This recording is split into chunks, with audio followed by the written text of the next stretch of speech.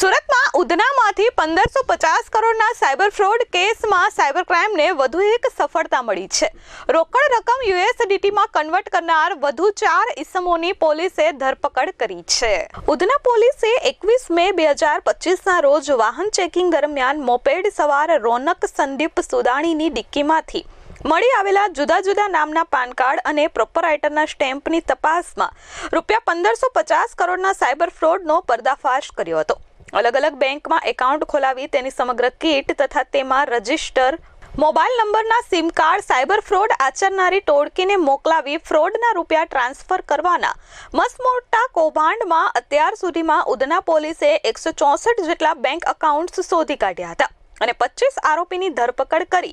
અંદાજે 1.5 લાખ પાનાની ચાર્જશીટ કોર્ટમાં રજૂ કરી હતી। ઉધના પોલીસ સ્ટેશનમાં એક સાયબર ફ્રોડનો ગુનો દાખલ થયેલો હતો, જેમાં અમારી પાસે એક ઇન્ફોર્મેશન હતી કે એક વ્યક્તિ છે એ પોતાની પાસે અત્યારે બેંકની ચેકબુક, પાસબુક, પોતાના બેંકના ડિટેલ્સ અને એક મેમોરેન્ડમ એટલે કે પાર્ટનરશિપની ડીડ લઈ અને જઈ રહ્યો છે। અને આ જે બેંકના ખાતા છે એ પોતે સાયબર ફ્રોડમાં યુઝ કરે છે અને સાયબર ફ્રોડમાં જે રીતે અત્યારે આપણે જોઈ રહ્યા છીએ કે ડિજિટલ અરેસ્ટ કરવું અથવા તો ગેમિંગના નામે જે ફ્રોડ કરી અને પૈસા લે છે એ પૈસા નાખવા માટે થઈ અને જે બેંક એકાઉન્ટ્સની જરૂર પડે છે એ બેંક એકાઉન્ટ્સ ખોલવા માટેનું કામ આ વ્યક્તિ કરી રહી છે। આ દરમિયાન ચાલી રહેલી તપાસમાં બેંક સ્ટેટમેન્ટના એનાલિસિસ અંતર્ગત મની ટ્રાન્સફરનું કામ કરતા અમિત ચોકસીના પિતા જગદીશચંદ્ર ચોકસીના બંધન બેંક અકાઉન્ટમાં આશરે 90 લાખ રૂપિયા ટ્રાન્સફર થયા હતા, જેથી અમિતની પૂછપરછ કરતા અબ્દુલ રબ ચામડિયા તેના પિતાના એકાઉન્ટમાં સાયબર ફ્રોડના ઓનલાઈન પૈસા ટ્રાન્સફર કરતો હતો, જેથી પોલીસે અબ્દુલ રબની ધરપકડ કરી પૂછપરછ કરતા જગદીશચંદ્ર ચોકસીના એકાઉન્ટમાં રૂપિયા ઉપાડીને મૈધરપુરાના વેદાંત બિલ્ડિંગની ગ્રાઉન્ડ ફ્લોરમાં ઓફિસ ધરાવતા ચિરાગ ઉર્ફે ચાર્લી સુતરિયા અને પ્રવીણ ગઢિયાની ઓફિસમાં જમા કરાવતો હતો। જે આધારે પોલીસ ઇન્વેસ્ટિગેશન્સ કર્યું, અમે એ વ્યક્તિને લઈ આવ્યા અને ઇન્વેસ્ટિગેશન્સ દરમિયાન એની પાસેથી ઘણા બધા બેંકના ખાતાઓ પણ મળેલા હતા। એની જે મેઇન આરોપી છે જે અમે અટક કરેલા છે, અગાઉ 25 જેટલા આરોપી અટક કરેલા છે, જેમાં એક કિરાજ જાદવાણી કરીને પણ છે। કિરાજ જાદવાણી જે મેઇન આરોપી છે એની ઓફિસનું જે સર્ચ અમે કર્યું એ વખતે અમને 164 જેટલા અલગ અલગ બેંકના કરંટ અને ખાતા મળેલા હતા, જેમાં એ લોકો બેંકના એમ્પ્લોઈઝને, કર્મચારીઓને પણ સાથે રાખી અને ગુમાસ્તા ધારા વગર પણ દુકાન ખોલવી, દુકાનના ફોટોગ્રાફ્સ લેવા, ખોટા ફોટોગ્રાફ્સ બનાવવા અને એના આધારે બેંકમાં એક ખાતું ખોલાવવું, બેંકમાં ખાતું ખોલાવી અને એક આખી લિંક જનરેટ કરવી, એપીઆઈ લિંક પણ જનરેટ કરવી અને એ લિંક જનરેટ કરી અને ખાતું ખોલાવી અને જે સાયબર ફ્રોડના નાણાં છે એ ખાતામાં પડતા હતા। ત્યારબાદ ચિરાગ અને પ્રવીણ યુએસડીટીમાં કન્વર્ટ કરી આ રૂપિયા પરત અબ્દુલ ચામડિયાને મોકલી આપતો હતો, જેથી પોલીસ ચિરાગ અને પ્રવીણની પણ ધરપકડ કરવાની સાથે તેમની ઓફિસ અને તેમના ડ્રોવરમાં તપાસ હાથ ધરી હતી। ત્યારે રોકડા 1,92 લાખ રૂપિયા, 288.96 ગ્રામ સોનું જેની કિંમત 39.36 લાખ, 10.800 કિલોગ્રામ ચાંદી જેની કિંમત 27 લાખ, રફ હીરા 413.37 કેરેટ જેની કિંમત 20,000 અને રૂપિયા ગણવાના 4 નંગ મશીન 1.22 લાખ મળી 2.60 કરોડનો મુદ્દામાલ કબજે કર્યો હતો।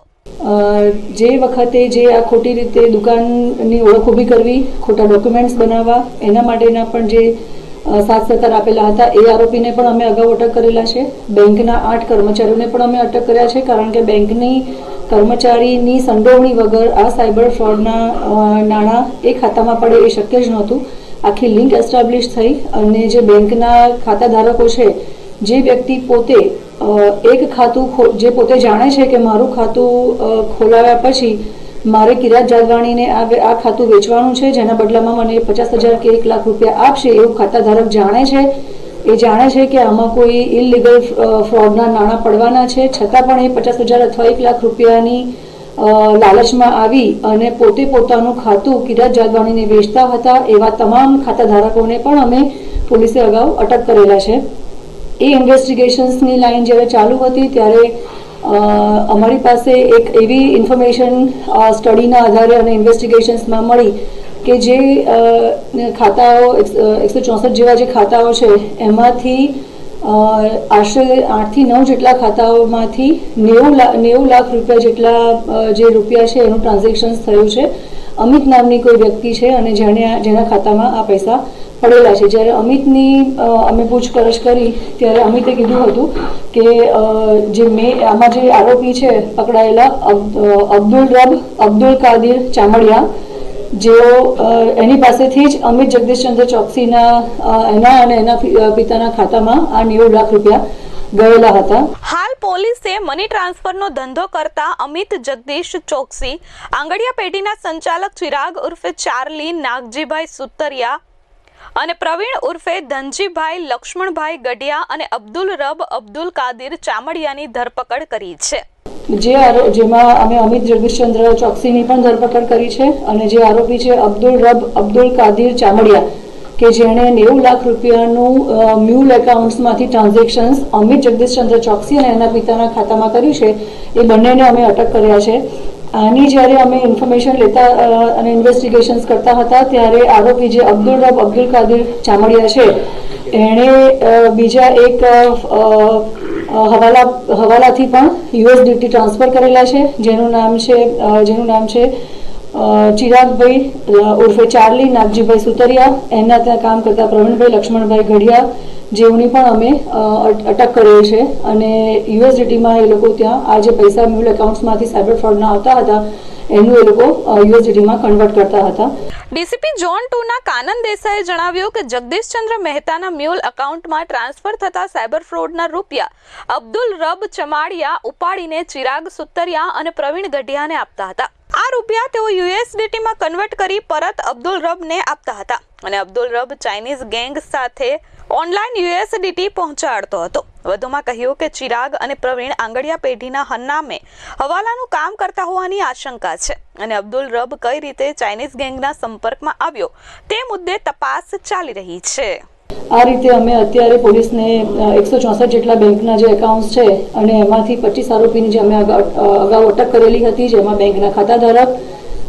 ઉપરાંત જે લોકો બેંકના કર્મચારી છે એ, જેમણે આખું આ કોન્સ્પિરન્સી રચી છે એ, અને જે પૈસા આવ્યા બેંકના મ્યુલ એકાઉન્ટ્સમાં પૈસા આવ્યા પછી એ પૈસાને ટ્રાન્સફર કરી અને યુએસડીટીમાં જે ટ્રાન્સફર કરવાની આખી એક લાઈન છે, જેમાં અબ્દુલ કાદિર ચામડિયા, અમિત જગદીશચંદ્ર ચોકસી અને ચિરાગ ઉર્ફે ચાર્લી નાગજીભાઈ સુતરિયા અને પ્રવીણભાઈ લક્ષ્મણભાઈ ગઢિયા નાઓની અમે અટક કરેલ છે. Bureau report S24 news, Surat.